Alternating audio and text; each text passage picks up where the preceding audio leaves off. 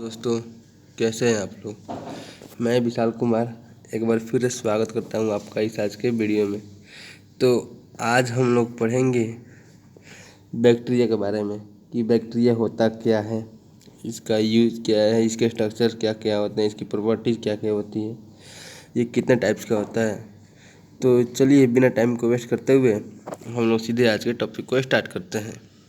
तो जनरली हम बैक्टीरिया कहते किसे हैं, तो it forms a large group of unicellular prokaryotes that do not contain nucleus and other membrane organelles। यानी बैक्टीरिया वो चीज़ होता है जो कि यूनिसेलुलर प्रोकैरियोट्स ग्रुप को बनाता है और इनमें न्यूक्लियस और जो भी हमारे मेम्ब्रेन ऑर्गन्स होते हैं वो इनमें नहीं होते हैं। अब बात करते हैं इनके टाइप्स की।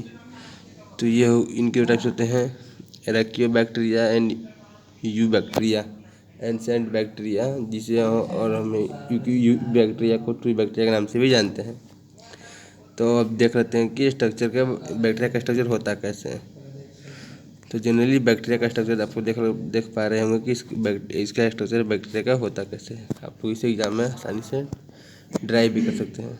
तो ये जो इसके अपर पार्ट होता है उसमें पिली होते हैं और ये ribosome, cell membrane, cell wall ये सब होते हैं। आप लोग इसे बना लीजिएगा। अब बात करते हैं इसके पार्ट्स कौन कौन से होते हैं। तो आपने पहले ही देखा होगा स्ट्रक्चर में कि इसमें कैप्सूल होता है, सेल वॉल होता है, सेल मेम्ब्रेन, फ्लैजिला होता है, साइटोप्लाज्म होता है, फिर से न्यूक्लियोइड होता है और इंक्लूजन बॉडी होती है, मियोसोम्स होते हैं, राइबोसोम्स होते हैं और पिल्ली होते हैं। तो अब बात करते हैं इनके एक एक को डिफाइन करते हैं। चलिए, तो जो कैप्सूल होता है वो हमारा जनरली स्लिपी स्ट्रक्चर होता है और ये ग्लाइकोप्रोटीन से मिलकर बना होता है, जिसकी कॉम्पोजिशन होती है उसमें 48% वाटर होता है और 2% हमारा ग्लाइकोप्रोटीन होता है। तो अब बात करते हैं हमारा सेल वाइज जनरली होता है वो ठीक होता है, यानी थोड़ा मोटा होता है और वह पेप्टिडोग्लाइकन लेयर से मिलकर बना होता है और इससे हमें जो और बैक्टीरिया होता है या दो प्रकार होता है, ग्राम पॉजिटिव और ग्राम निगेटिव। किसके बेसिस पे, तो हमारे सेल वाल के बेसिस पे बैक्टीरिया को दो भागों में डिवाइड किया गया है। तो देखते हैं पहला ग्राम पॉजिटिव के बारे में। तो जो हमारा ग्राम पॉजिटिव बैक्टीरिया होता है उसकी जो थिकनेस होती है वह 20 नैनोमीटर से लेकर 80 नैनोमीटर के बीच में होती है, जो कि इसका पेप्टिडोग्लाइकन लेयर होता है।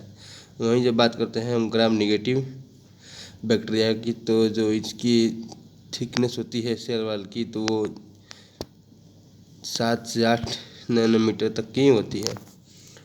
तो ये देखें आप लोग इसके on the basis of cell wall के मतलब बेसिस पे बैक्टीरिया का टाइप्स।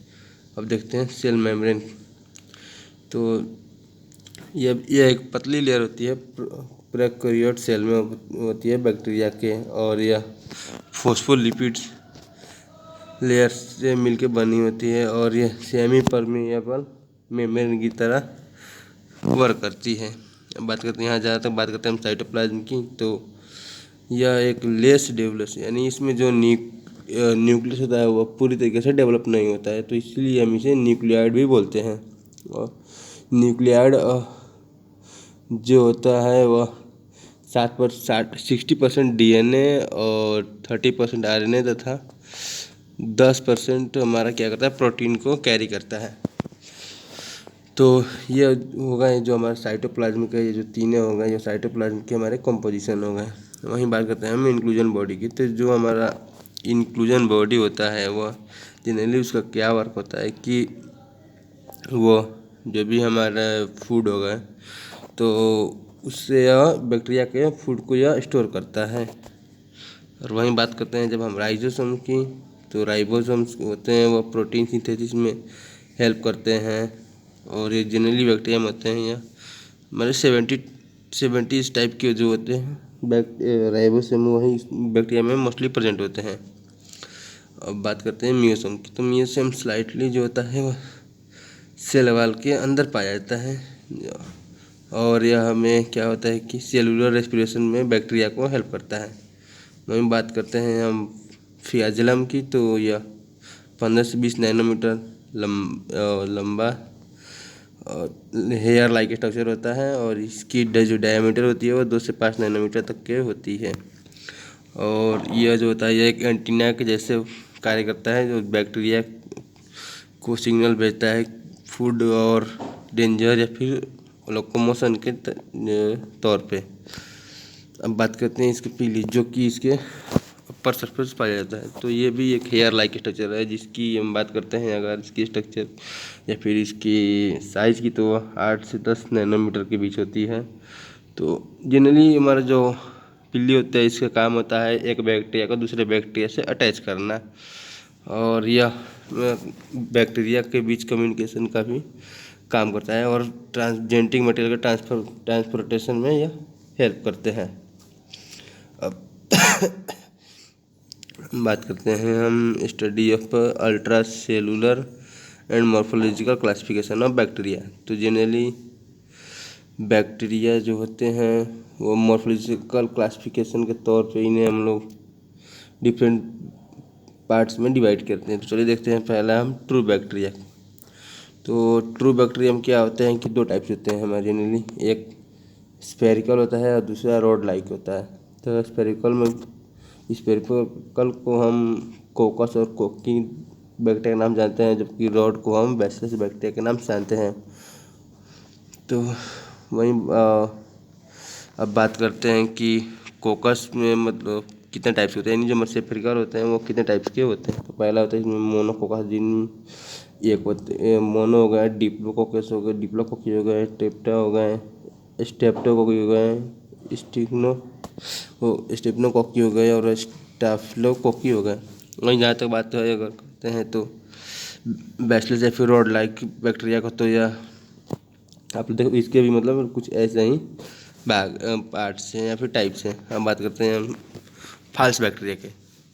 तो जहाँ तक फाल्स बैक्टीरिया होता है वह एक्टिनोमाइसाइट्स होता है, वहीं स्पाइरोसाइट्स होता है, और वह माइकोप्लाज्म होता है, रिकेट्स होता है, और चलिकोडामाइड होता है। और वहीं बात करते हैं डिफाइन करते हैं सभी बैक्टीरिया को। तो ट्रू बैक्टीरिया होता है वो रियल बैक्टीरिया होता है, और इनका शेप होता है जो भी शेप और साइज वो लगभग बैक्टीरिया के जैसा ही होता है। वहीं जब हम बात करते हैं कोकी या फिर कोकस बैक्टीरिया के, तो ये स्फेरिकल और ओवल शेप में होते हैं, और ये इन्हें फर्दर क्लासिफाई करते हैं 6 भागों में। तो ये देख सकते हैं आप कि इन्हें हम लोग कैसे, ये एक स्ट्रक्चर अगर ये मोनो है तो सिंगल फॉर्म में होगा, अगर वो डिप्लो है तो पेयर फॉर्म में होगा, अगर टेट्राओकस है तो ये फिर कोकस है तो ये फिर 4 के फॉर्म में होगा, या वैसे ही है। तो इसे देख पा रहेंगे, इससे हम आसानी से ये कैरी कर सकते हैं। इसके लिए मैंने आपको ये शेप भी बना रखा है। वहीं जब यहाँ तक बात होती है अगर तो मतलब कि ये रहा हमारा आज का टॉपिक, और वीडियो को बनाने के लिए धन्यवाद। जय हिंद, थैंक यू।